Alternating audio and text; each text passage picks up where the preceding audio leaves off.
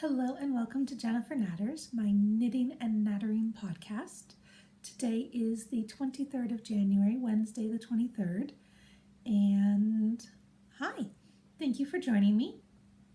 I don't have a lot of knitting that's different from last week, so I thought today I could maybe talk a little bit about my stats for last year versus the year before, 2018 for 2017, and that's what we'll be doing, so let's jump right in.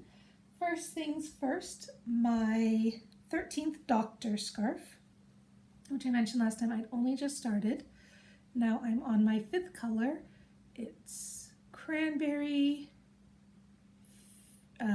cerise, fuchsia, cinnamon, and then this is mustard. So if you're not familiar, there's a teleprogram called Doctor Who. I'm sure you've heard of it. And one of the earlier doctors is quite famous for having an enormous stripy scarf. So for the New Year episode this year, New Year special, the current Doctor, the 13th Doctor, had a rainbow stripy scarf, a normal size scarf with the stripes going long ways. Oliver has come in. Let's see if he'd like to come up and say hello. He's thinking about it. Oh, here we go. Hello. Hello, he has cold paws. He has been out in the snow. Anyway, I have just started about halfway through this mustard section.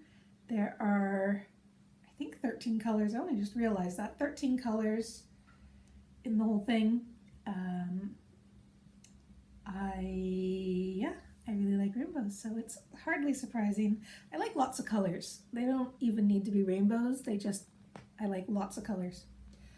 And with that one, I am weighing my balls before and after I knit.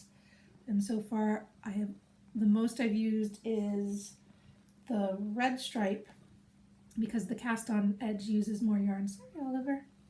The red stripe, I've used exactly half the ball. I weighed it before and after, and I used 25 grams of a 50-gram ball. So it looks like everything else will use slightly less than half the ball, except there's a really wide blue chunk at the other end of the scarf. And that one I have 3 balls for, so I imagine I'm going to use at least 2.5. Excuse me. So that one has kind of become my mindless knitting. And then my main project, which both Oliver and my other cat Libby keep sitting on, is my vest. And as you can see, I have cut the steeks, and they kind of just fold in. Oh, Libby has come to join us. I've cut the steeks. I have knit the ribbing for the armholes, and I have picked up the knitting, here we go, the inside, to do the neckband. I have sewn down, I'm sorry if you can hear that, it snowed overnight and it sounds like a gritter is coming. I don't see it, but oh no, it is bin day. The little bin lorry has come. But I have sewn down, I was originally knitting a size that wound up being too big. This has plenty of positive ease, which means it's bigger than my actual measurements. So I folded in 1 repeat of the pattern under an armhole. A side seam would be the least obtrusive. So I finished sewing it up to the ribbing and down to the ribbing. I was working on it one night and I'm like, oh, this is just flying along. And then I realized my colors had gotten quite off. So one side was like, there was a very big jag between the 2 sides, but it's largely unobtrusive. And then what I plan on doing is going in and trimming a lot of this excess. For some of it, once I realized it was too big, instead of knitting that whole other repeat, I just knit a steek here, which I plan on cutting. So I will cut that the way down to the bottom, which will get rid of all of this bulk, make it a little thinner, and I will be done. That's so exciting to have this. I posted a picture on Instagram after I steeked it. My stitch markers right now are showing where the back of the neckband was straight stitches. Then there's a section where this is straight horizontal, this is straight vertical, and then the rest is kind of at an angle.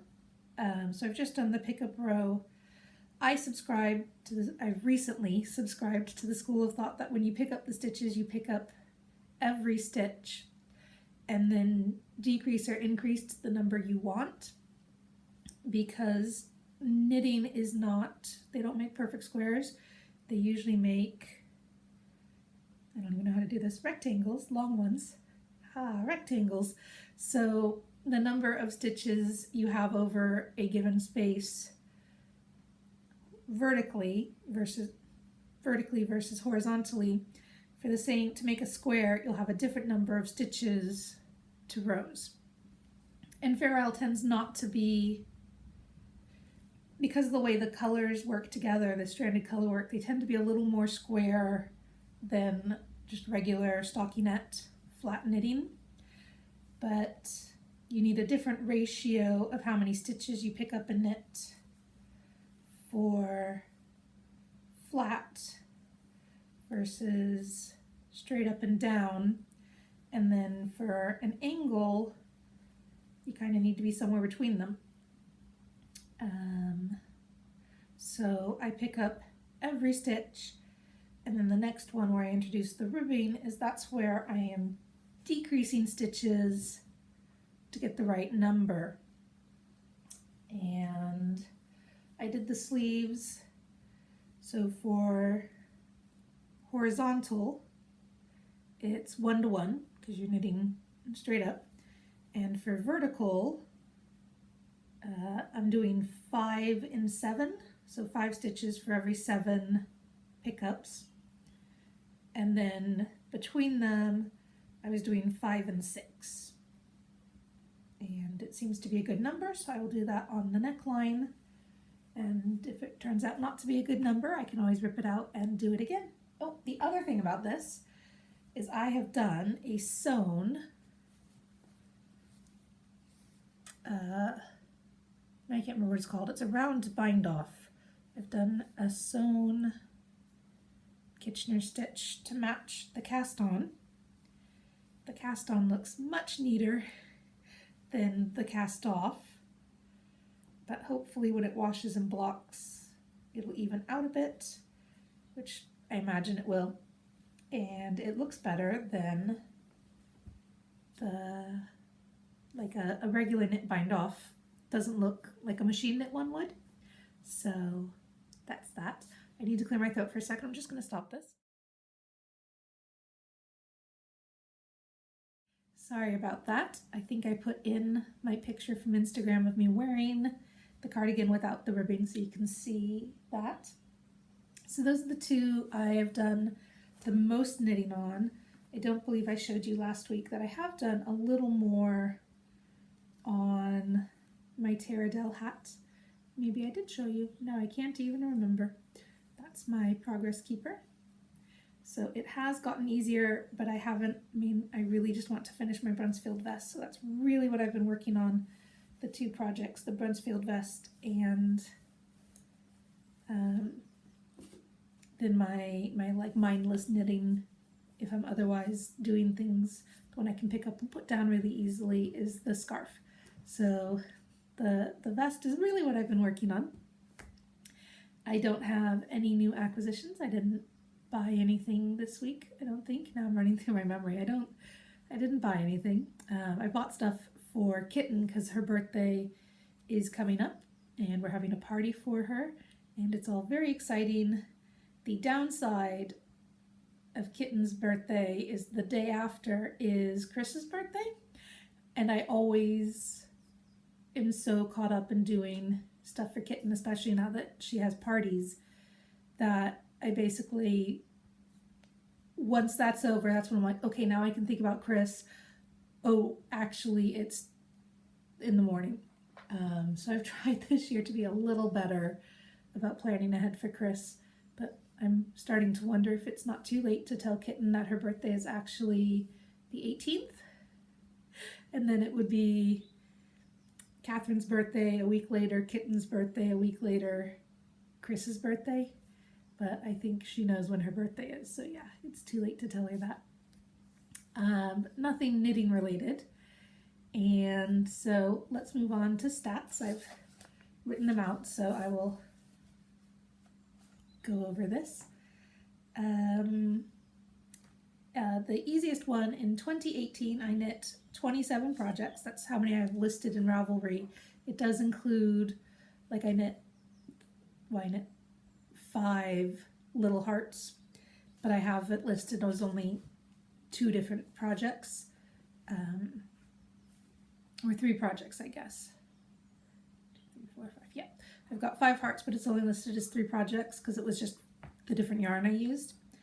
So I have 27 projects listed. Last year, 2017, I had 24 projects. 2016, I had 24 projects, and 2015, I had 27 projects. So number of project listing, these are completed projects that are listed in Ravelry, looks pretty consistent. It does vary a bit, like how much knitting I did in those years varies wildly. Some years I have a lot of sweaters. Well, I guess no year I have a lot of sweaters, but some years I have bigger projects, and some years I have a lot of hats. Hats are small, easy projects. So that is different. Like this last year, I knit 3 pairs of socks, 1 pair for me, 1 pair for Chris, and 1 pair for Kitten. The year before, I knit 5 pairs of socks. I didn't mark down who all they were for, but heads, so hat projects. This year I did 5. Last year I did 6. Neck projects. This year I did 2 cowls, 4 neck coverings. 2 of them were cowls and 2 of them were shawls, including this one. Last year I did 4 as well, 2 scarves and 2 cowls. Then sweaters, this year and last year I have 3 each. I did 1 for me, which was my gray stripy one that I love, my Bruntsfield one. I love my brushwork one. And then I knit a Fair Isle vest for Catherine, and a World Book Day one. I did a jumper for Kitten, so she could be, I can't remember the character's name, a little ginger Scottish lassie, and I can't, Katie, I can't remember her name. Anyway,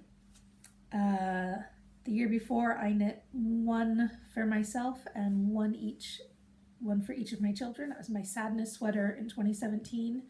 And then Christina got a blue pullover and Catherine got a rainbow cardigan, which was too big for her. And then I think it fell out of the pram one day when Chris was taking her for a push. It's gone. I haven't seen it, which is a shame because it was really cute and it had really nice buttons.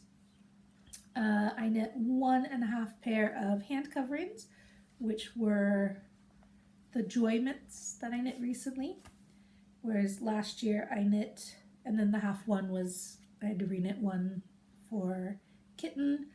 Last year was 2, 1 for me, and then the ones I wound up having to reknit for Kitten. Then odds and ends, last year I knit 3 toys and 2 blankets. This year I knit 5 hearts, 2 stars, again 3 toys. This year was a unicorn, a cat, a bat, and 2 blankets. I will mention that one of the blankets I knit in 2017, I knit all the squares for it. I still have not sewn them together. I've only blocked some of them. I have not sewn them together, and I really should do that. It's marked as finished because I'm done knitting, but it is clearly not finished. Yeah, so that's 27 projects. This year, 24 projects. Last year, I think it's largely the same amount of knitting. I will say the The shawl I knit, the one I knit for my mother, was much bigger than either of the shawls I knit last year, so that was a bigger project. But other than that, I think it came out fairly similar. I did obviously knit more tiny things, so that's that. And Ravelry says I have 19 projects in progress, and that does include some sewing projects. I've listed some sewing projects. I know I've got 2 dresses listed there. One of them I haven't finished because it does not allow for breastfeeding, so it's just kind of almost done. I've sewn together the skirt and I've sewn together the bodice. The bodice just needs sleeves and then they need to be attached together. But since I can't wear it right now, there's not a lot of reason to go around and doing that. But hopefully, if I can, moving on to family stuff, I'm trying to get Catherine down to, well, I'm trying to quit night nursing is really my main one. But I would also like to get us down to maybe maybe nursing 3 times a day. First thing in the morning, last thing at night, and then a nap time nurse, which is what I was doing with Kitten when she was around this age. And Catherine is not really into that. With Kitten, I got her down to the one, like, nighttime was okay. And then during the day, she basically would have been happy if I just sat with my top off.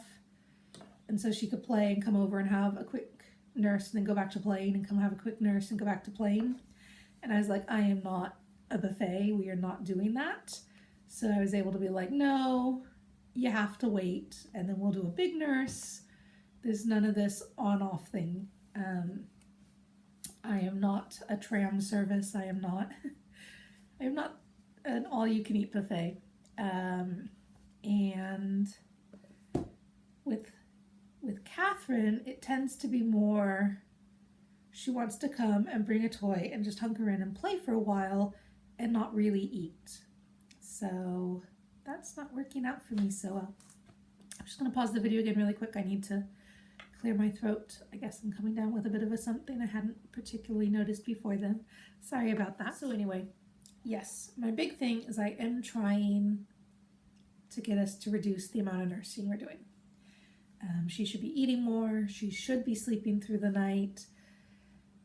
She should be largely okay and just needing comfort at various times. Like, she shouldn't be needing it throughout the day.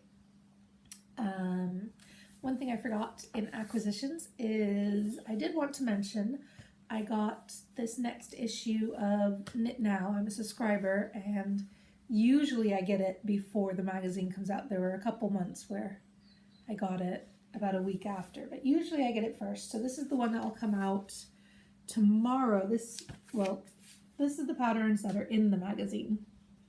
Like this blanket is one of the things I'm thinking about doing with my leftovers from my scarf. It does call for more yarn than I have left over, but I'll have more colors. So I wouldn't need all that much to supplement with. And look at how cute that teddy bear is. There's just a lot. I love that baby jumper there. But this is the gift, a supplement with it. And I just wanted to show, I think this is a really good resource. It has samples of different types. So here's a crew neck with set-in sleeves, a turtleneck, a crew neck cardigan. I guess that might be slightly scoop neck. And then here are the measurements. So this is the schematic, like what the size is, how big your finished pieces will be. And then here are the different places, like, you know, the length from shoulder to waist, how big around your bicep versus your wrist, how deep your neckline's gonna be. So the measurements are here, and then your sizes, so you can tell what sizes you're gonna need. And then there's a chart where if you knit it in a 4-ply,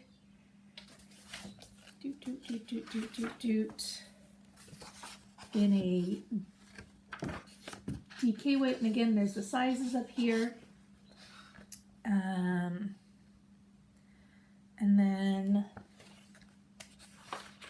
I believe there's Aran weight as well. Yes, Aran weight. This is how many stitches you will need. So if you wanted to knit a cardigan like this in a DK weight, which would be like my Bruntsfield one, I could go to the DK weight chart and I could say, for my size, you know, a 2X, I would need 138 stitches here. So it would be the front and the back. I would cast on 138 stitches. And then the next one, you just go through, you know, like how many stitches do you cast on for your sleeves. So you just take these numbers and plug them into the pattern here. So you would, I guess we could do, if you're doing an Aran weight one and you're doing 5X, which is the closest one to it. So over here it says cast on blank and knit ribbing for blank centimeters. So you would cast on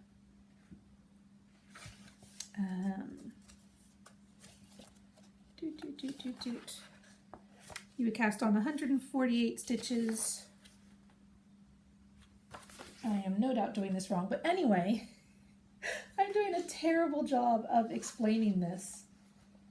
Yeah, you do 5 centimeters row and then knit until the entire thing is 38 centimeters. So you cast on 104 and then you do 30. So you can just copy these numbers into over here where it's the actual pattern. It says number this, number that, and you just copy them over and you have your own pattern based on your own measurements.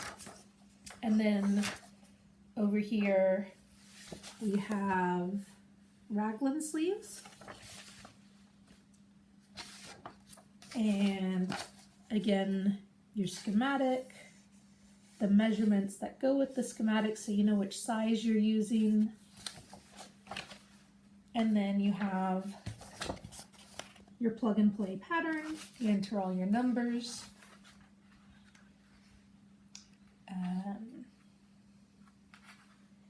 And then that's a top up and a top down one. So one you knit from the neckline to the hem and one you knit from the hem up. And this shows how to do different necklines. So if you want a boat neck or this is just a very square one with 2 different necklines. So there's lots of really good information here on knitting a basic cardigan or pullover, and then like I did with mine, you can just add different color stripes, or you could do just different things. So it works out really well. But yeah, I think that's a really neat thing to have, just as a reference. If you want to knit something but it doesn't go to your size, you can kind of see, you know, if it's supposed to have this many stitches and I want it to be that much bigger, kind of here's how you change it around. But I really think, like, these are wardrobe staple ones. I was saying on Twitter to Ms. Kate Heppel, who is the editor for Knit Now magazine, that while I drool over a lot of these fancy things, the stuff I wear that you reach for day after day, week after week, are really kind of these more plain, solid ones. So yeah, I think definitely pick up this month's issue. Be out tomorrow, Thursday, I believe, if that is something of interest to you. And yeah, other than saying, yay, snow! It's our second snowfall of the winter. We did get a light dusting back in October, but it doesn't count. So this is our second snowfall. Again, it was overnight, so we woke up and everything was just carpeted. Gorgeous. We've got sunny, clear blue skies, and as you can see, there's a lot of light bouncing around out there. That side of the house is still blue skies, and that side of the house is now overcast. But it has been absolutely gorgeous today. Everything looks like a postcard of a frozen lake, kind of. I'm sure you know what I mean. But just everything's covered in snow, and it's bright and sunny, and it just looks wonderful. I cannot tell you how much I love the snow, especially from inside. I did have to take Catherine for her push to get her to go for a nap, and that was slightly less fun. But no, a pigeon just blew some off the roof. But it has been really nice having snow. Both children were excited this morning to see the snow, although by the time I got up, Kitten had already gotten over her excitement. So I'm like, yay, snow! And she's like, yeah, I've already seen it. Which is kind of how our relationship is going at the moment. There's a lot of pushback from her from just about everything. It's a very trying time. Chris and I don't know how to make her happy. Catherine is just a little ray of sunshine, and Kitten is having a rougher time of it. So hopefully we'll be able to weather this and find a way to help her be happier and more secure, I think is really what that is. But yeah, I did get, that's what I bought. I bought cheese powder so I could make my own macaroni and cheese, like Kraft macaroni and cheese. In the US, it comes in a blue box and tastes amazing. And in the UK, it comes in a red box and it is not amazing. So I bought this in the hope that it would be amazing like the blue box, and it isn't, but Kitten thinks it is. So that is one more thing I can quickly make for her that she will actually eat. So at this point, we've got chicken nuggets, chorizo, macaroni and cheese, and peanut butter and jam sandwiches. Everything else, like even if it's something she normally would like, more than half the time she'll be like, no, I don't want that. So that is no doubt a large source of some of the other struggles we're having, that she's just hungry and cranky. So, but yeah, this is an age where they do push back. They establish their individuality by pushing away. So, that's not, I mean, she is such a sweet kid. She does really well with one-on-one. If it's just her and one parent, she does really, really well. She does well with her friends most of the time. But yeah, we'll just see. Well, hopefully she will find her happiness inside herself, because it is not a gift we can give her. And she does love her bed. We got her a new bed, the mid-rise bed with drawers and stuff underneath it, and she's over the moon with that. So hopefully she'll be over the moon with more things in her life and less cranky about, could you please eat, could you please get dressed for school, could you please tidy up a little. Yeah, children, right? 2 is, everybody says terrible 2s, but I think 2 is such a lovely age. Kitten was lovely at 2 thus far, touch wood. Catherine has been lovely at 2. I may be back here in 3 months being like, oh my God, 2, no, 2 is the worst. But they're still at an age at 2 where they are really working to establish their place as part of the family. They're very helpful, they're very affectionate. They also just tend to scream no a lot at the top of their lungs. Kitten never really did that, but Catherine already does that sometimes. But you can usually jolly her out of it. Yeah, so I will finish my vest and hopefully finish my hat, because I actually, it's cold and I would like a nice warm hat. And what better time to wear a snowflake hat than in the snow? And yeah, so that's it for me for this week. I will hopefully talk to you next week. Never a guarantee around here. And happy knitting. Stay warm. Stay cool if you're on the other side of the world. We will talk to you later. Bye.